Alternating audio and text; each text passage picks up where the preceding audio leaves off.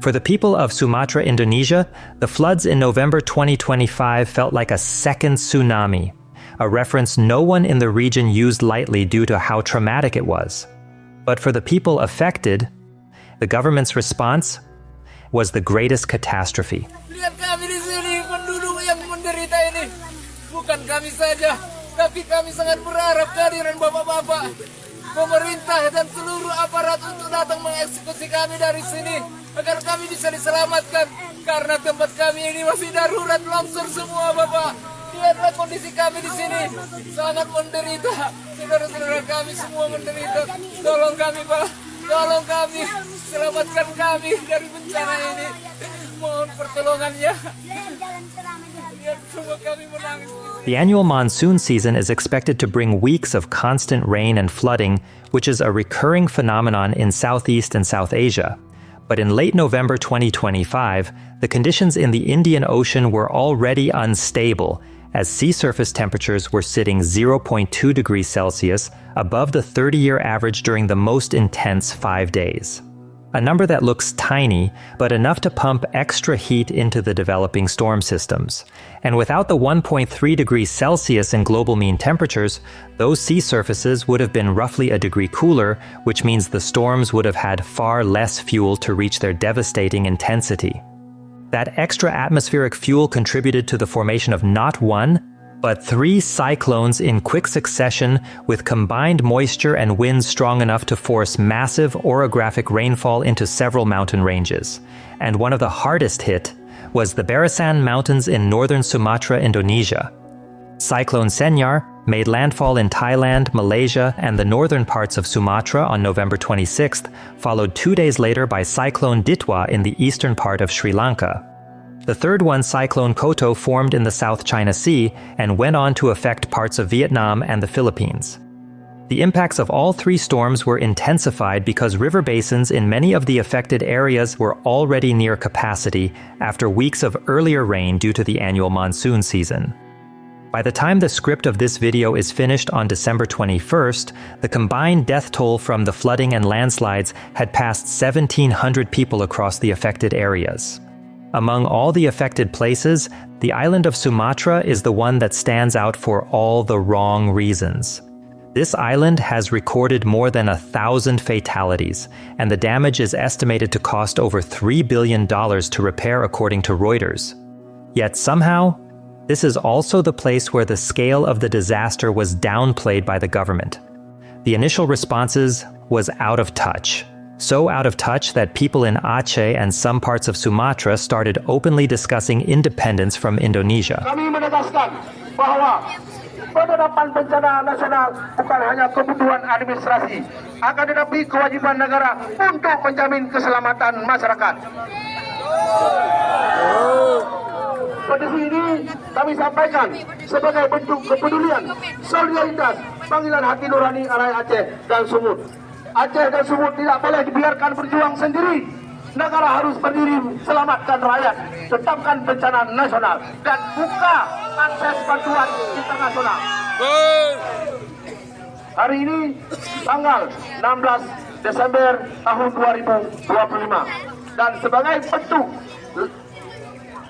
bentuk 14 yang kita berikan tanggal 30, bila memang pemerintah Republik Indonesia tidak mengindahkan, tidak menindaklanjuti, tidak menetapkan bencana nasional, dan tidak membuka pintu terhadap bantuan luar negeri, pintu bantuan daripada internasional, kita akan melakukan gerakan lebih besar lagi dan tidak menuntut lagi status bencana nasional, tetapi kita akan menuntut pisah dari NKRI.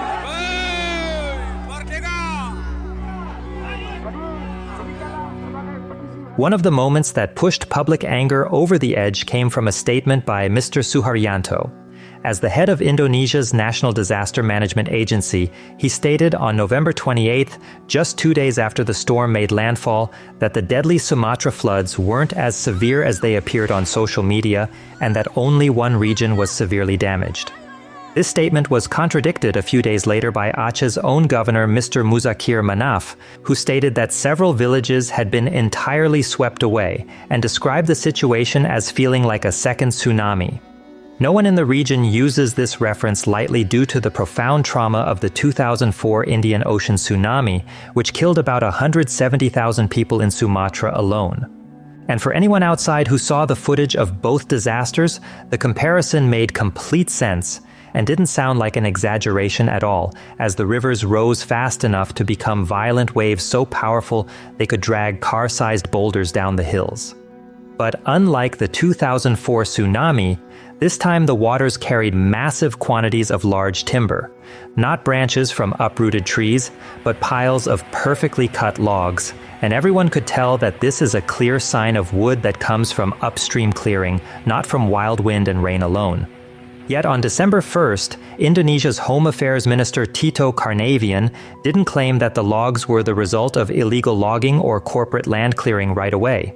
Instead, he stated that some of the wood might be rotten wood or old fallen timber carried by the floods, and that officials needed to investigate further before drawing conclusions, even when the videos circulating online clearly showed the perfectly cut logs. The Environment and Forestry Ministry later announced an investigation saying they needed to determine whether the timber came from licensed or illegal operations. But then again, they avoided labeling them illegal, even though multiple enforcement units and independent monitoring agencies had been dealing with timber laundering and suspicious land clearing practices in Sumatra months before the storms, which we'll also discuss later in the video. And at this stage of the disaster, the people of Indonesia had begun to become suspicious of the government's efforts to control the narrative. Local leaders were the first to admit they couldn't cope with the scale of the disaster. As early as November 27th and 28th, the governors of Aceh, North Sumatra, and West Sumatra had issued formal requests to the central government, essentially outlining just how overwhelmed their administrations had become to handle the crisis on the provincial level and that a higher-level national response was required. But Jakarta didn't give that response immediately. Instead, across late November and the first half of December, the central government repeatedly emphasized that coordination was ongoing and that the situation was being managed through existing frameworks. At no point during those initial 2 weeks did authorities elevate the status to an official national disaster. That mattered significantly because under Indonesian law, declaring a national disaster initiates a coordinated command structure that reaches far beyond what a province can marshal on its own. And most importantly, it allows foreign aid to arrive in affected regions. This stance reflected President Prabowo's frequent emphasis on national self-reliance. His office clarified that he wasn't refusing any foreign aid, but was confident that Indonesia could manage on its own. However, this commitment to handling everything domestically resulted in the delayed arrival of any aid when it was needed most. People were hungry, so hungry that they had no other choice but to loot local mini-markets, and 3 weeks later, on December 15th, this video appeared on social media. A 3-minute video where survivors were literally begging for help to the provincial and national government. Now, I need to make a disclaimer that it is not in my intention to frame the Indonesian government as having deliberately let people starve. The government sent countless tons of aid and is working their best to help the victims. The civilians, rescuers, soldiers, policemen, firefighters, everyone were working hand in hand with all their might to handle the crisis. But it's undeniable that the effectiveness of the disaster management and aid distribution was critically flawed, as an investigation by the Indonesian Ombudsman identified widespread miscommunication and poor coordination between agencies as the core problems which eventually led to the delays and starvation. And formally declaring a national disaster would have minimized these failures by activating the coordinated and centralized command structure designed for such crises. So it was understandable that the refusal to grant that status angered netizens and civil society alike. In Aceh, for instance, people talked openly about how slow the aid was to arrive and how long it took for more substantial government deployments. Even weeks after the water receded, reports continued to circulate that some regions had yet to receive any kind of aid or assistance. But at the peak of this crisis, the regent of South Aceh, Mr. Mirwan, decided to travel thousands of kilometers away for Umrah, which is the non-mandatory Islamic pilgrimage to Mecca. He left on December 2nd, despite the fact that the governor of Aceh had denied his request on November 28th, since the province had declared a state of emergency a day prior. This obviously enraged all of Indonesians, and by December 9th, the provincial government stepped in and temporarily removed him from his duties while they reviewed his decision to abandon his people in the time where it mattered most. The spectacle wasn't only confined to the absence of one local leader. Even national politicians who did visit the flood zones managed to make headlines for all the wrong reasons. Verrel Bramasta, for example, an actor-turned-member of Indonesia's national parliament, who showed up in Padang, West Sumatra wearing a pair of sunglasses and a tactical vest with his name plastered on the front. People online mocked him by saying that he thought he was in a film set instead of a real-life disaster zone.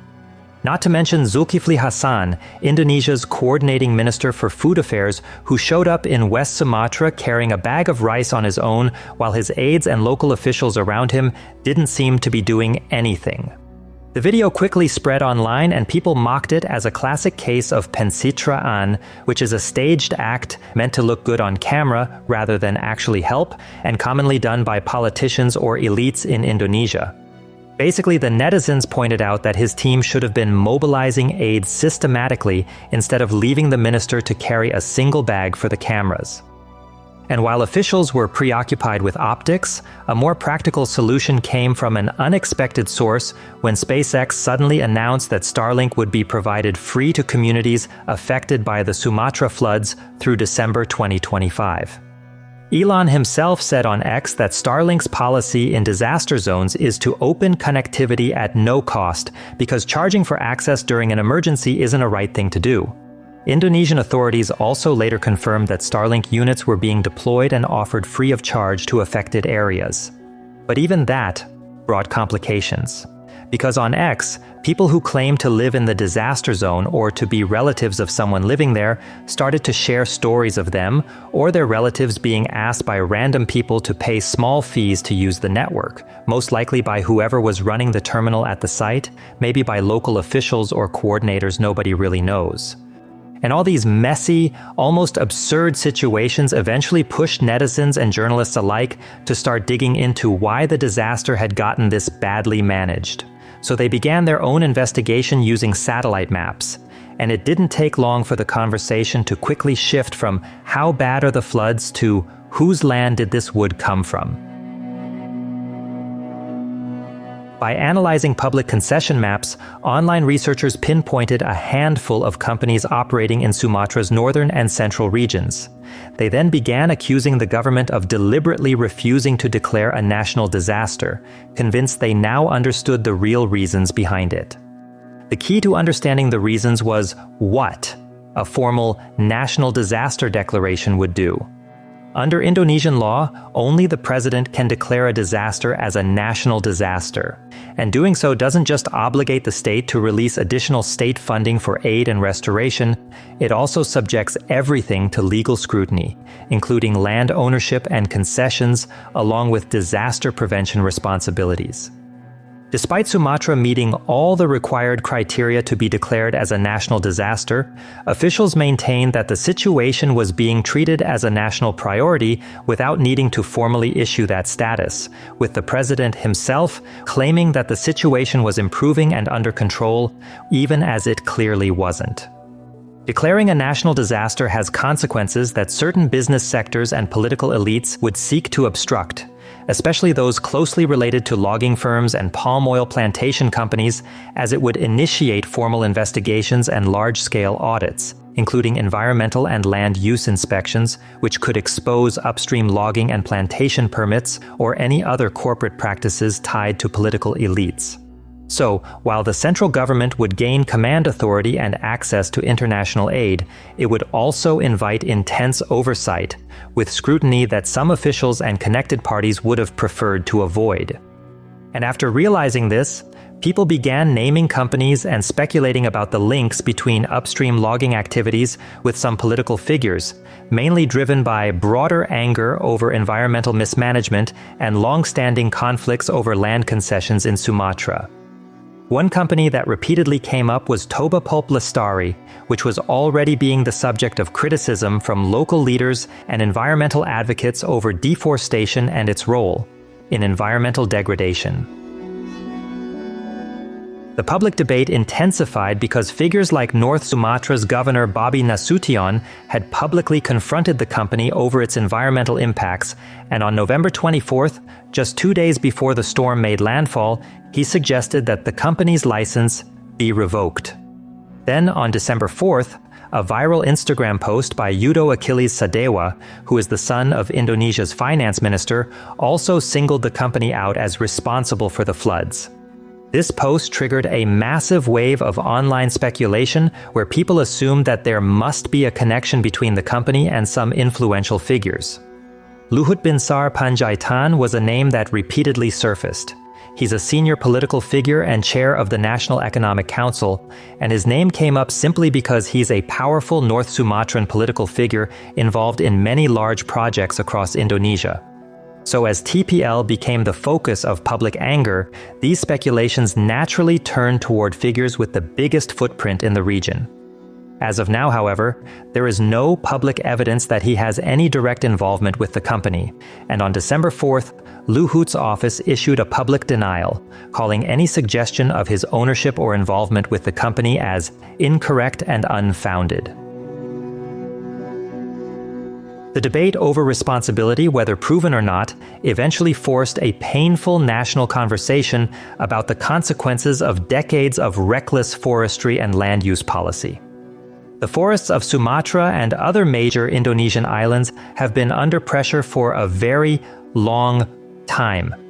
And this flood was the catastrophic result of how reckless Indonesia's forestry policies had become.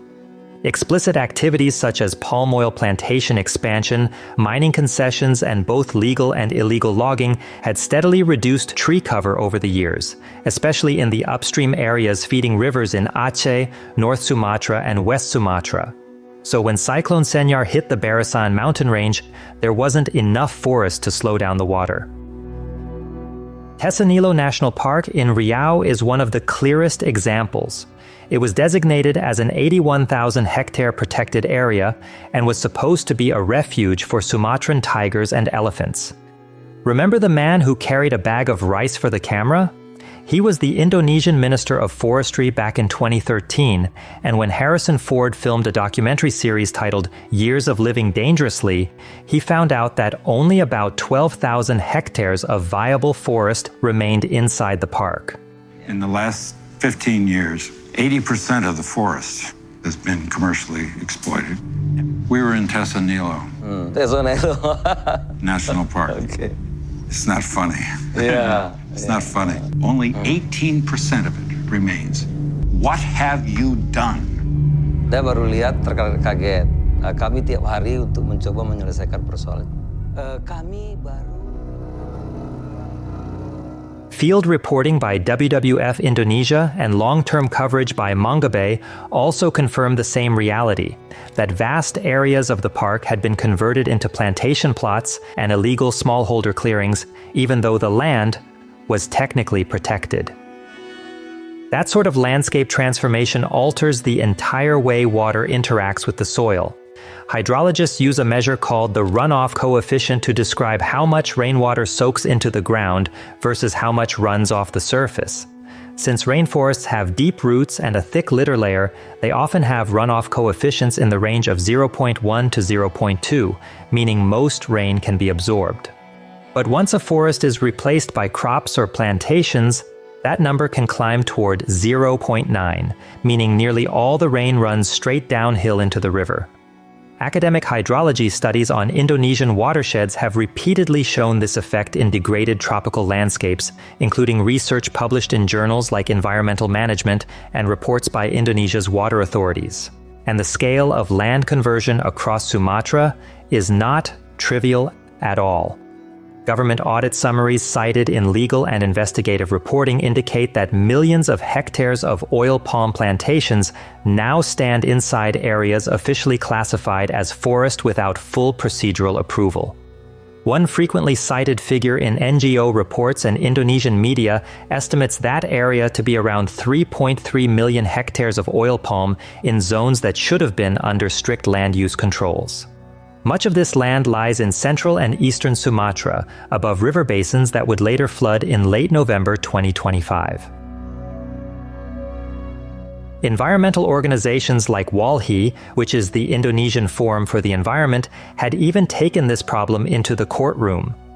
In March of 2025, WALHI filed a series of lawsuits against 47 corporations in the palm oil, mining, and forestry sectors, alleging widespread environmental damage and systemic corruption in how concession permits were issued.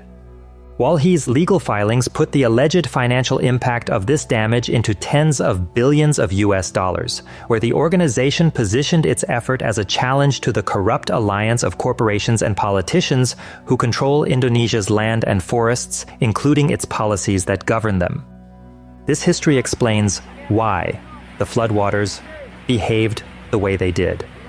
When the rain came in late November 2025, it fell not on intact forest but on landscapes that had already been reshaped by decades of reckless logging, mining, plantation development, and any kind of land clearing.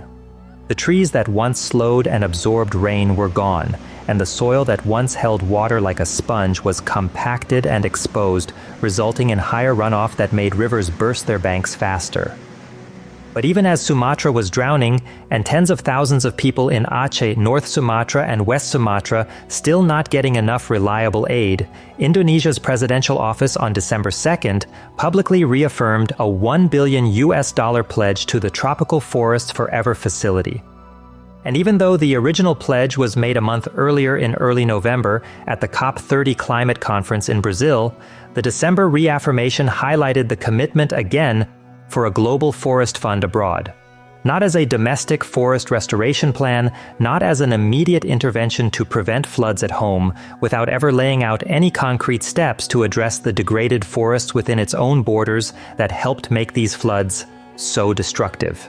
Even when data from monitoring groups like Eyes of the Forest and WALHI have pointed out the worrying level of destruction of forests in Indonesia's main islands. And if you think, just like I did, that the Indonesian government would learn something from this disaster, it should be about halting the deforestation that turns extreme weather into massive destruction. This disaster hasn't even reached its 1-month mark. Yet on December 16th, President Prabowo publicly declared his plan to make Papua a center of biofuel and ethanol production by expanding palm oil plantations, targeting regional energy self-sufficiency within 5 years. So, what does this plan for a biofuel center actually entail? To answer this question, let's take a look at what's already happening on the ground in southern Papua. In the Merauke district, we can see from satellite imagery how a massive land clearing operation is already underway. Thousands of hectares of unique swamp forest are being cleared under the guard of around 2,000 soldiers deployed in November 2024, with a fleet of 2,000 industrial excavators offloaded since mid-2024 does all the destruction. This is an aggressive, militarized revival of a national strategic project first launched by President Joko Widodo in 2021. But under the new administration of President Prabowo, this project has been turbocharged and explicitly tied to a national biofuel agenda. The target is to clear up to 3 million hectares, an area 45 times the size of Jakarta and nearly the entire size of Belgium, primarily for sugarcane and rice plantations. This massive land grab in Papua, now known as the greatest deforestation project in the world, is intended to be the solution to an ambitious national target. Indonesia has pledged to launch gasoline blended with 10% bioethanol nationwide by 2027, which would require 1.4 million kiloliters of ethanol annually. This number is nearly 9 times the country's current production, and in an attempt to meet that target, the Agriculture Ministry announced a plan to convert 1 million hectares for cassava and 400,000 hectares for sugarcane specifically dedicated to ethanol production. Additionally, the government also planned to utilize a land bank of 1.6 million hectares for various bioenergy crops, intended for the revival of the massive 3 million hectare Merauke Food and Energy Estate project. It's this staggering expansion that has triggered intense scrutiny and condemnation from United Nations experts, human rights organizations, environmental scientists, the affected indigenous communities themselves, and also from the rest of Indonesians. And when confronted about the environmental cost of clearing such a vast area, Bahlil Lahadalia, as the minister leading the project, dismissed those concerns by asking, "Where is there a forest in the middle of Merauke? All there is eucalyptus, swamps, and savanna. So I think there is no problem." This framing is crucial to the whole context, because by defining the land as not forest, the minister creates the false premise that there is no environmental cost to debate. But that assertion is scientifically false. The land being cleared includes Melaleuca swamp forests, ecosystems that, according to a 2016 study in Australia, can store up to twice as much carbon per hectare as the Amazon rainforest. This is the land vital for stabilizing our climate and teeming with life, that is now being destroyed for the promise of energy independence. And if the goal is energy independence, who actually profits from clearing 3 million hectares? The answer to that question leads straight to two massive, politically connected conglomerates. But before we go further, it's important to state that this isn't just a mere speculation. Everything I mention in this part is well documented in official investigations from Indonesia's National Human Rights Commission and international reporting from independent groups like Greenpeace, Mongabay, Rainforest Rescue, and the Gecko Project. This needed to be stated for my own safety, and all sources will be linked in the video description. So, the operations are divided between two main corporate groups, each with a specific mandate. For the rice fields and infrastructure, the mandate goes to the Jhonlin Group, owned by an entrepreneur from South Borneo, Andi Syamsuddin Arsyad, widely known as Haji Isam, who built his initial fortune in the timber and coal mining sectors of Borneo and is known as the cousin of Indonesia's current agricultural minister. His company is the one responsible for the initial land clearing and development of the massive rice paddies, and it was the Jhonlin Group that made the single largest purchase of 2000 excavators from China that are now deployed in Merauke. What we're seeing in Papua is a replication of a strategy perfected in Borneo, where their subsidiaries have been implicated in land conflicts with indigenous Dayak communities. And when they face scrutiny, they repeatedly resort to intimidation. One of the most famous examples was in 2020 when a local journalist reported on one of these disputes, and the Jhonlin Group pursued a criminal defamation case that led to his arrest. And in a separate case, a journalist named Muhammad Yusuf died in police custody in 2018 after being arrested over a similar report involving a Jhonlin-linked land conflict. But clearing land for rice is only the first step in building this biofuel center. To actually produce the ethanol, the state turned to a second conglomerate, a conglomerate with a very specific expertise and a specific track record. That conglomerate is the Fangiono family's Merauke Sugar Group. The group is controlled by the Chinese-Indonesian family of Martias Fangiono, the same family whose patriarch was convicted for permit corruption and whose main company was accused of using shadow companies to launder deforestation they publicly promised to avoid. Their wealth can be traced back to the Surya Dumai Group, a timber empire that built its fortune on deforestation in Sumatra and West Borneo during the Suharto era in the 90s. After Patriarch Martias Fangiono was convicted on corruption charges in 2007, the family rebranded into palm oil via Singaporean-listed company First Resources Ltd. This, however, wasn't a break from their past, but rather a continuation. And today, that tradition of destroying forests continues because, according to a 2025 analysis by the Environmental Investigation Agency, 4 of the top 10 concessions driving deforestation in Indonesia in the first half of the year are linked to the Fangiono family. This tradition of deforestation is so blatant that it's now being rejected on the world stage. A 2025 investigation by Mighty Earth found that major corporations in the world have suspended both the Fangiono and Jhonlin groups from their supply chains for an extremely clear reason. And that is their history of deforestation. Yet here in Indonesia, the state's treatment is the exact opposite. These same companies that are now being blacklisted by the global market are not facing any prosecution at all. Instead, they're being entrusted with the greatest deforestation project in the world. This is what the end of accountability looks like. When the people who make the laws and the people who enforce the laws are both working for the company breaking them, who's left to stop it? Back in Sumatra, we saw what happens when no one can, and violence was the result against the very people demanding accountability. Back in the late 90s and early 2000s, the province of Aceh endured a nearly 30-year-long separatist conflict, a war that only formally ended in 2005 in the aftermath of the Indian Ocean tsunami. Yet for many Acehnese, the wounds are still unhealed and their spirit is still shaped by the conflict, especially since the promises made to investigate wartime atrocities and provide justice for victims have largely been broken by the Indonesian government. So, when flood survivors were desperate after weeks of neglect and mismanagement, they raised white flags out of despair, and in their anger, also raised the crescent star flag of the separatist Free Aceh movement. During the war, anyone seen with this flag was ordered to be shot on sight by the Indonesian military. And after the 2005 peace deal in Helsinki, the flag along with the group itself were officially banned, and the province was granted a special autonomy status. The display of these flags was a desperate plea for help, one that is against the political decision from Jakarta since President Prabowo had made a crucial decision to reject foreign aid and refused to declare the floods a national disaster. This stance was demonstrated a week earlier on December 18th when the Medan municipality was ordered by the central government to return 30 tons of donated rice to the United Arab Emirates to emphasize its assertion again of national sovereignty over the crisis in Aceh.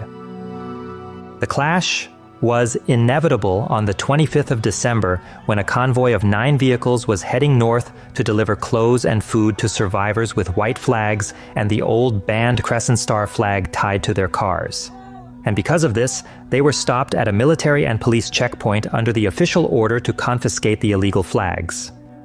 And earlier in the day, people gathered to protest, hoisting those flags as they demanded a national disaster declaration. But the situation escalated quickly when military personnel arrived to disband the crowd, and in the ensuing chaos, a soldier was captured on camera hitting a demonstrator with the butt of his rifle.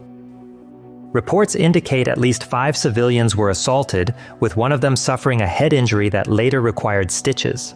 A journalist, Muhammad Nasir, also reported that his phone was confiscated by a soldier and was forced to delete his footage. Tunggu. Dari PS. Walaupun PS. Bisa kejapon enggak? Ya, sabar.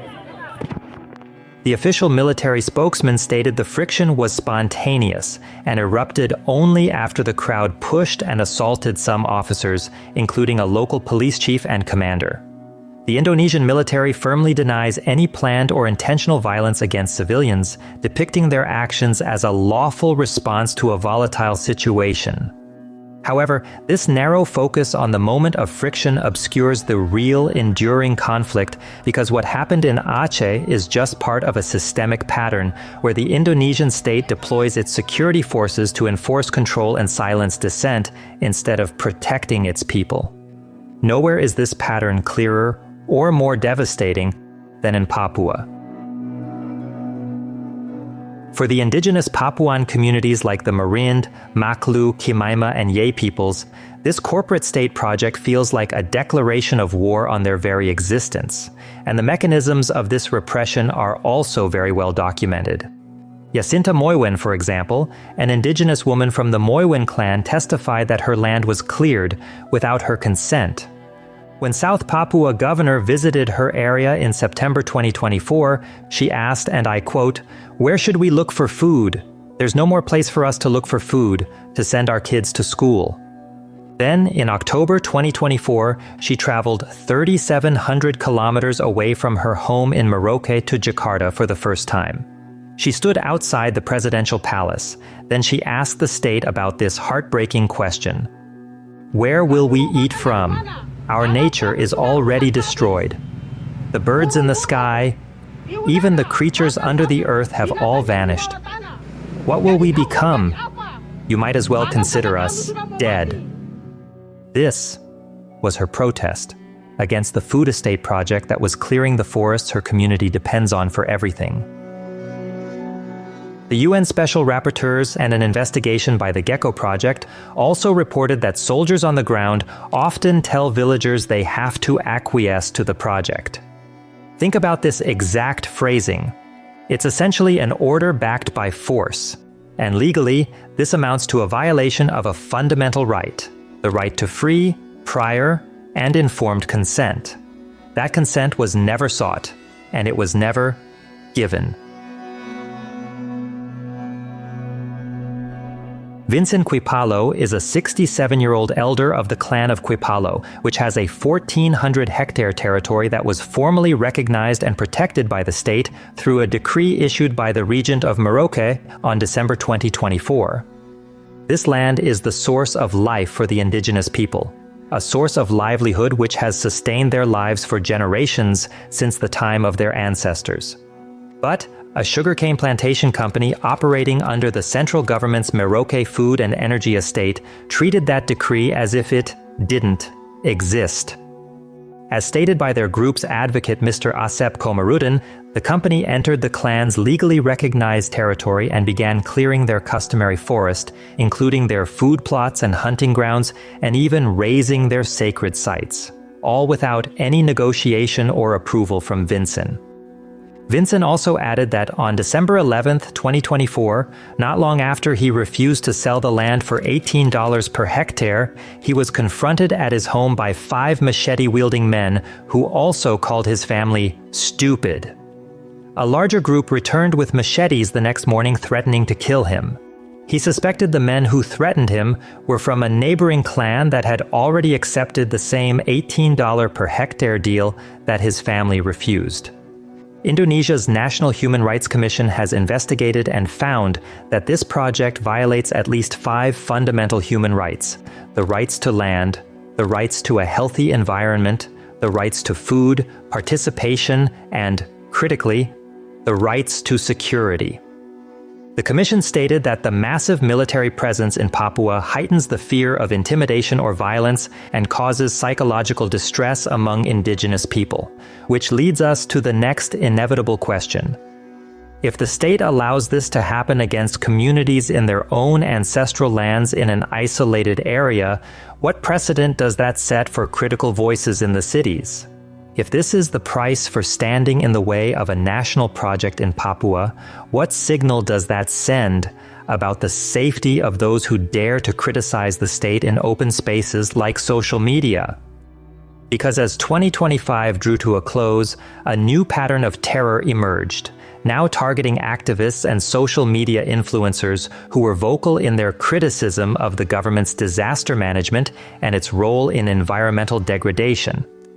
Iqbal Damanik, for instance, who is the Climate and Energy Campaign Manager for Greenpeace Indonesia, found a chicken carcass on his terrace on December 30th with a note tied to its leg reading, "Watch what you say if you want to protect your family. Your mouth is your tiger." A content creator from Aceh, Shirley Anavita, who had relentlessly spoken out about the disaster response, also got her car vandalized and her home pelted with rotten eggs, with a threatening note warned her not to exploit the Aceh disaster. DJ Donnie, who often criticized the government's handling of the Sumatra disaster, had his home targeted with a Molotov cocktail just hours before the new year. And a few days earlier, he received a package with a decapitated chicken and an altered photo of himself with his throat slit. And when asked about this chain of terror, the Minister for Human Rights Natalius Pigai responded by saying, "I myself don't know. So how can I believe they are being terrorized? By whom? For what reason?" This conveys the state's failure in one statement. The National Police Commission has condemned these acts of terror, but a condemnation is not protection, and a statement is not security. So when the minister says, "I don't know," he's pinpointing the core problem. It's not that the government is necessarily the one sending the dead chickens or throwing the Molotovs, it's that the government has become a spectator. The government has become an enabler. By not seeing this, by refusing to even acknowledge the terror, the government is the one, allowing a space for it to flourish. Someone else might be trying to complicate the situation. Someone else might be taking advantage of the chaos, perhaps to obscure the powerful people behind them nobody really knows. And they can because they operate with a feeling of impunity. And if the Minister for Human Rights won't acknowledge it, who in the government ever will? Because after all, this intimidation campaign completes a clear pattern that connects all the dots between the violent suppression of civilians bearing symbols of both desperation and defiance in Aceh, the military-enforced seizure of ancestral forests in Papua, and the terror targeting activists in their homes. It establishes an unspoken rule where the only message left for citizens is, do not question, do not criticize, and do not stand in the way of their agenda, whoever they are. With everything that's been said, let me be a part of the netizen for a second because honestly, this whole thing feels ridiculous. As of today, no one's been named and no one's been held responsible by the government, and it doesn't even look like anyone's heading in that direction. Sure, they did announce on December 15th that they had revoked 22 forest use permits covering more than 1 million hectares, but did it mean anything if on the exact next day, the president himself pushed the project to destroy more than 3 million hectares of forest in Papua?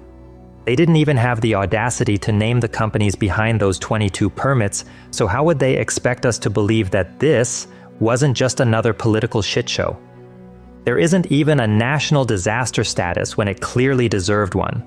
The only thing we did get is the classic promise about investigating where the timber came from, and a little bit will fix our forests from the government, as if that alone is supposed to reassure anyone that something this bad would never happen again.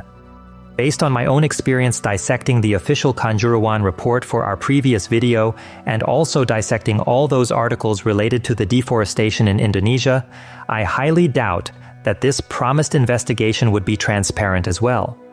The Kanjuruhan report was full of shady stuff and contradictions that it felt like they were trying to protect whoever the actors behind the tragedy who should have been held responsible.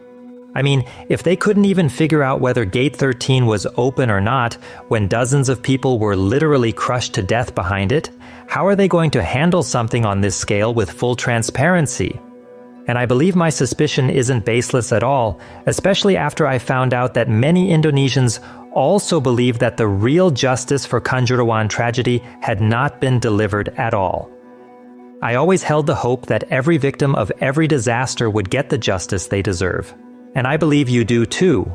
But in a country where justice can be bought or bargained for, and impunity is granted if you bring money, expecting a clean and honest investigation feels more like a fantasy rather than a possibility. And again, I highly doubt that anything good would surface from this disaster, even after similar floods happened all over Indonesia throughout December. From Bali, East Java, Central Java, South Sumatra, South Kalimantan, it's like every time I opened social media, another flood was happening in another part of Indonesia. Making this video is frustrating. Really, really frustrating. I also want to remind us that this is also the country that prosecuted no one after a school building in Sidoarjo, East Java collapsed in September 2025 due to reckless and illegal construction, which killed 67 students as the result. Yet instead of thoroughly investigating or holding anyone responsible, the government decided to fund the reconstruction of the school using state money, using the tax money of the victims' parents. And honestly, why would they decide to do that? To truly show sympathy towards the victims? Or to secure votes because it's an Islamic school and 87% of Indonesians are Muslims? That only they know the answer, and I think I've gone too far, so let's all pretend I said nothing. So where does that leave the people in Aceh, North Sumatra, and West Sumatra? What does it mean for the rest of Indonesia, a country so vulnerable to natural disasters? Because if that's the pattern, that's also the response they're up against. The greatest tragedy would be if they learn nothing, and it seems like they decided to learn nothing. They didn't even wait for the land to dry to repeat the same mistakes. They didn't even leave us a space to question whether anything will change after this. Maybe nothing will. Maybe the investigations will go nowhere. Maybe officials will decide to shield those with thick bank accounts. Maybe the same reckless permits will be approved again. Nobody really knows. It's either no one can predict what the government will do next, or everyone can predict what the government will do next. This isn't the first time a government managed a disaster so poorly. Only 2 decades ago, thousands of elderly people died alone in sweltering homes because the people who were supposed to care for them were on vacation. So was the government meant to handle the crisis. More than 70,000 vulnerable people lost their lives in less than a month. This happened all across Europe in the summer of 2003. And France, just like Indonesia, stood out for all the wrong reasons. The only difference is that France learned from their mistakes, while Indonesia decided not to.